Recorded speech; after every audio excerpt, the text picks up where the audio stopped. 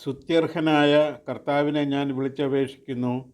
അവിടുന്ന് എന്നെ ശത്രുക്കളിൽ നിന്ന് രക്ഷിക്കും. രാത്രിയാമങ്ങളിൽ അങ്ങയെക്കുറിച്ച് ധ്യാനിക്കുകയും ചെയ്യുമ്പോൾ ഞാൻ മജ്ജയും മേധസ്സും കണ്ടെന്ന പോലെ സംതൃപ്തി അടയുന്നു. എൻ്റെ അധരങ്ങൾ അങ്ങേക്ക് ആനന്ദഗാനം ആലപിക്കും. അർദ്ധരാത്രിയോടടുത്ത് പൗലോസും ശീലാസും കീർത്തനം പാടി ദൈവത്തെ സ്തുതിക്കുകയായിരുന്നു. തടവുകാർ അത് കേട്ടുകൊണ്ടിരുന്നു. പെട്ടെന്ന് വലിയ ഒരു ഭൂകമ്പമുണ്ടായി. കാരാഗൃഹത്തിൻ്റെ അടിത്തറ ഇളകി. എല്ലാ വാതിലുകളും തുറക്കപ്പെട്ടു. എല്ലാവരുടെയും ചങ്ങലകൾ അഴിഞ്ഞു വീണു. കൃതജ്ഞതാ ഗീതത്തോടെ അവിടുത്തെ കവാടങ്ങൾ കടക്കുവിൻ. സ്തുതികൾ ആലപിച്ചുകൊണ്ട് അവിടുത്തെ അങ്കണത്തിൽ പ്രവേശിക്കുവിൻ. അവിടുത്തേക്കു നന്ദി പറയുവിൻ. അവിടുത്തെ നാമം വാഴ്ത്തുവിൻ. അങ്ങ് എനിക്ക് ജീവൻ്റെ മാർഗം കാണിച്ചു തന്നു. അങ്ങയുടെ സന്നിധിയിൽ ആനന്ദത്തിൻ്റെ പൂർണ്ണതയുണ്ട്. അങ്ങയുടെ വലതു കൈയിൽ ശാശ്വതമായ സന്തോഷമുണ്ട്. വിശ്വാസമില്ലാത്തവനെപ്പോലെ ദൈവത്തിൻ്റെ വാഗ്ദാനത്തിനെതിരായി അവർ ചിന്തിച്ചില്ല. മറിച്ച് ദൈവത്തെ മഹത്വപ്പെടുത്തിക്കൊണ്ട് അവർ വിശ്വാസത്തിൽ ശക്തി പ്രാപിച്ചു. ദൈവത്തോടു ചേർന്ന് നിൽക്കുവിൻ. അവിടുന്ന് നിങ്ങളോടും ചേർന്ന് നിൽക്കും. എൻ്റെ ആത്മാവേ, നീ എന്തിനു വിഷാദിക്കുന്നു? നീ എന്തിനു നെടുവീർപ്പെടുന്നു? ദൈവത്തിൽ പ്രത്യാശ വയ്ക്കുക. എൻ്റെ സഹായവും ദൈവവുമായ അവിടുത്തെ ഞാൻ വീണ്ടും പുകഴ്ത്തും. ഞാൻ ദൈവത്തിൻ്റെ നാമത്തെ പാടി സ്തുതിക്കും. കൃതജ്ഞതാസ്തോത്രത്തോടെ ഞാൻ അവിടുത്തെ മഹത്വപ്പെടുത്തും. അവനിലൂടെ നമുക്ക് എല്ലായ്പ്പോഴും ദൈവത്തിന് സ്തുതിയുടെ ബലി, അവൻ്റെ നാമത്തെ ഏറ്റുപറയുന്ന ആരാധനയുടെ ഫലങ്ങൾ അർപ്പിക്കാം.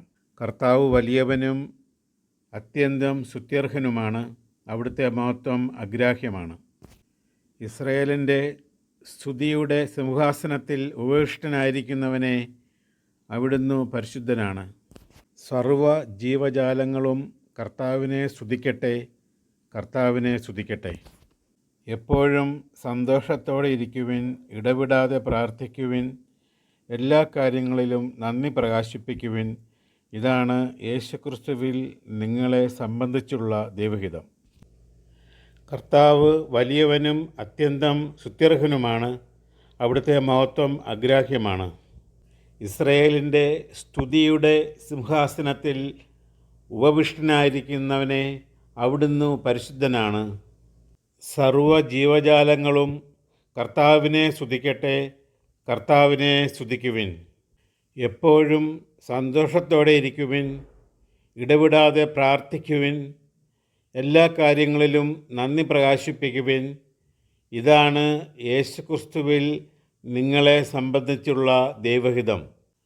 കർത്താവ് എൻ്റെ ശക്തിയും പരിചയവുമാണ്. കർത്താവിൽ എൻ്റെ ഹൃദയം ശരണം വയ്ക്കുന്നു. അതുകൊണ്ട് എനിക്ക് സഹായം ലഭിക്കുന്നു. എൻ്റെ ഹൃദയം ആനന്ദിക്കുന്നു.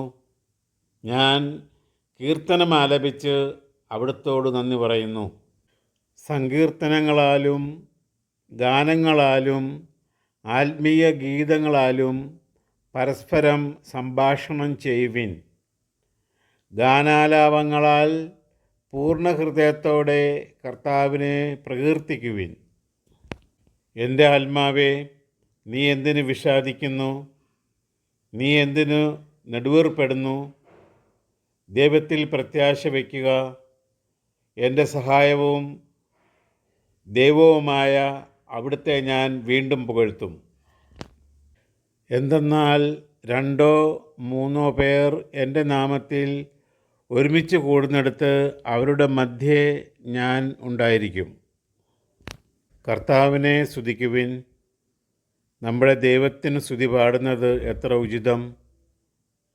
കാരുണ്യവാനായ അവിടുത്തേക്കു സ്തുതി പാടുന്നത് ഉചിതം തന്നെ.